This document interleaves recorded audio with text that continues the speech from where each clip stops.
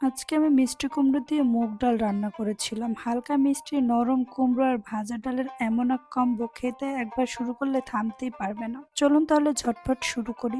প্রথমে কিউব করে কেটে নেওয়া মিষ্টি কুমড়োটা 4 থেকে 5 মিনিট তেলে ভেজে নিব। দেন এই একই তেলে দুটো শুকনো মরিচ ও দুটো তেজপাতা আর হাফ কাপ পরিমাণ পেঁয়াজ কুচি দিয়ে ভালোভাবে ভেজে ডালটা দিয়ে দিব। মুগ ডালটা আগে ড্রাই রোস্ট করে আধা ঘন্টা ভিজিয়ে রেখেছিলাম। ডালটা হালকা নেড়ে চেড়ে দিয়ে দিয়েছি টমেটো কুচি, হলুদের গুঁড়ো, মরিচের গুঁড়ো, ধনে গুঁড়ো ও লবণ। আর সাথে 1 চামচ পরিমাণ আদা ও রসুন বাটাও দিয়েছি, শুধু এখানে জিরেটা ইউজ করব না।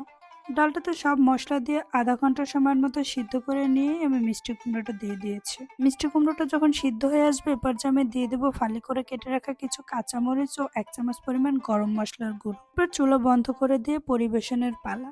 আজকের এই ভিডিওটি কেমন হয়েছে কমেন্ট করে জানিয়ে দিন। আর ভালো লেগে থাকলে লাইক, কমেন্ট আর ফলো দিয়ে পাশে থাকবেন। আজকের মতো টাটা অ্যান্ড আল্লাহ হাফেজ।